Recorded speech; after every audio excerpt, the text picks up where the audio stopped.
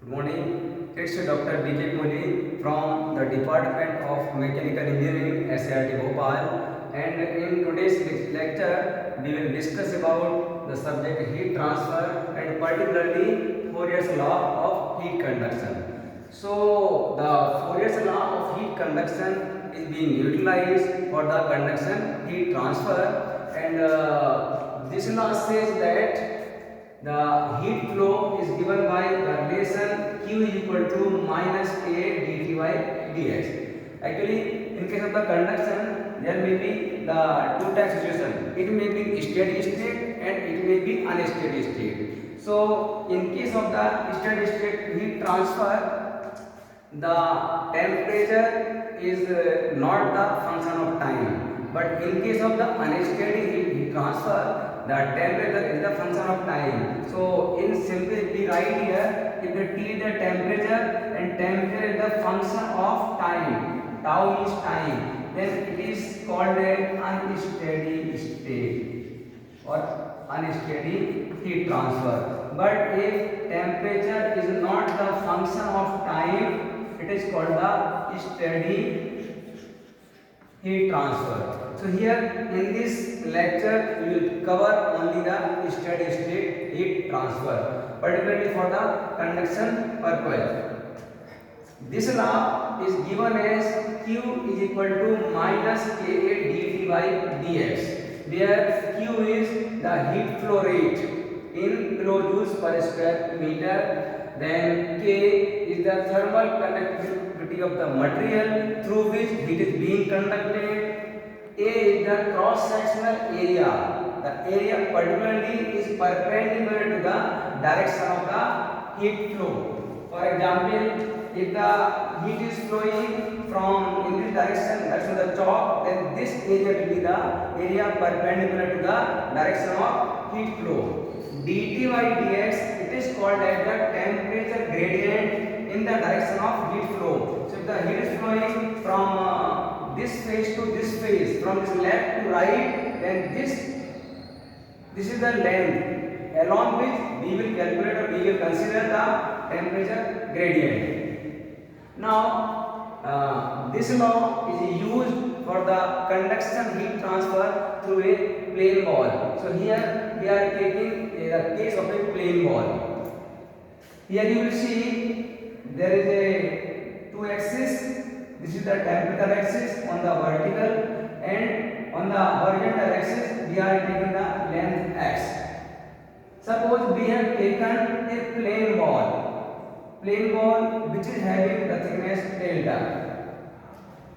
Its thermal conductivity is K and its cross sectional area is A. Suppose if this is the plane ball, then this will be the cross sectional area and the heat is flowing from this direction to this direction.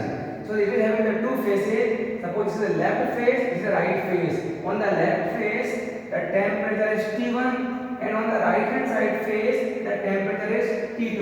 Definitely here, the temperature T1 is greater than temperature T2.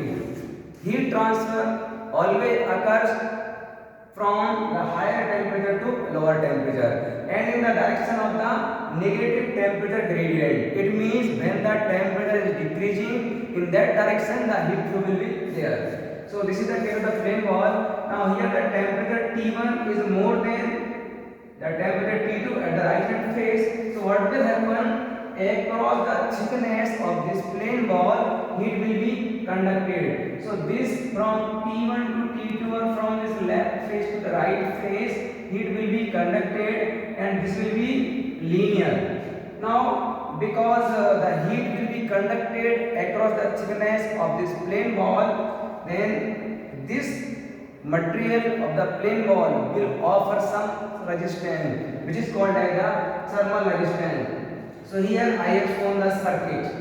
You will see at this point the temperature is the T1 which is at the left face of the plane ball. On the right face the temperature is T2. And in between these two there is some material having the thickness delta. So this material will offer some resistance in the direction of the heat flow. So it is written as RT is equal to del by Ka. the heat flow here it is Q heat will enter, it will conduct through the thickness of the plane ball and will be conducted out to the right hand side face. So here both the sides we have taken Q amount of heat transfer. Here Q amount of heat is entering from this left face and will leaving from the right hand side face. Because the Q is same, it means it is the steady state. Heat coming in and heat going out is same.